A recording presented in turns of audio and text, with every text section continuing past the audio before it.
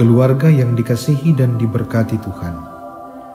Renungan harian keluarga kita hari ini, Selasa 9 Maret 2021, terambil dalam Kisah Para Rasul pasal 7 ayat 57 sampai 58. Kisah Para Rasul pasal 7 ayat 57 sampai 58. Maka berteriak-teriaklah mereka, dan sambil menutup telinga, serentak menyerbu dia. Mereka menyeret dia keluar kota, lalu melemparinya. Dan saksi-saksi meletakkan jubah mereka di depan kaki seorang muda yang bernama Saulus. Renungan harian keluarga kita hari ini diberi tema menutup telinga terhadap Injil, awal tindakan anarkis. Di media massa atau juga secara langsung, kita sering mendengar dan melihat berbagai perilaku yang memprihatinkan, seperti tindakan etis moral maupun kriminal dalam bentuk kekerasan fisik, mental, dan psikis.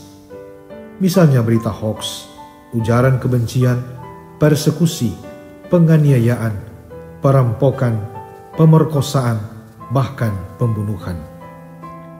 Semua ini membuat kita bertanya-tanya, apa penyebab semua itu? Memang banyak alasan yang dapat dikemukakan.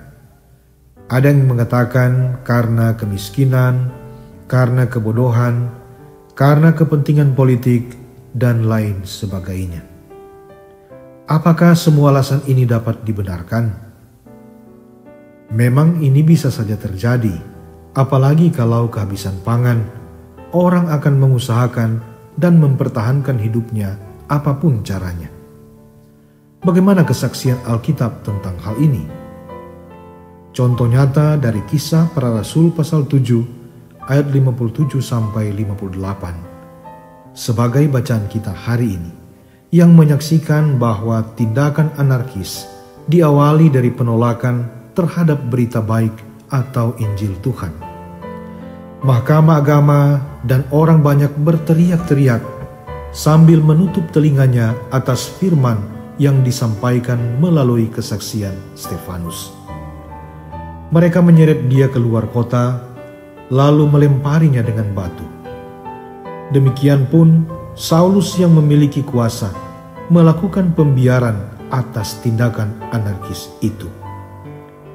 Sebagai keluarga Kristen, hal-hal yang dilakukan orang banyak atas Stefanus dapat terjadi pada keluarga kita.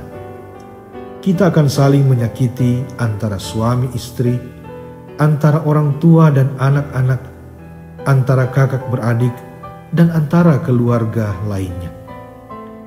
Semuanya ini dapat terjadi kalau kita menutup telinga terhadap firman Tuhan. Oleh sebab itu, marilah kita mendengar firman Tuhan dalam persekutuan jemaat atau melalui renungan-renungan pribadi. Jangan menutup telinga kita supaya tidak terjadi tindakan anarkis dalam keluarga kita, juga di tempat lain. Tuhan pasti menolong kita. Amin. Mari kita berdoa. Ya Tuhan, kami bersyukur atas firman yang dikaruniakan pada kami. Berkati kami supaya mau mendengarkan firman-Mu, agar kami tidak melakukan tindakan anarkis, tetapi melakukan apa yang baik untuk kemuliaan-Mu. Dalam nama Tuhan Yesus, firman yang hidup, kami berdoa. Amin.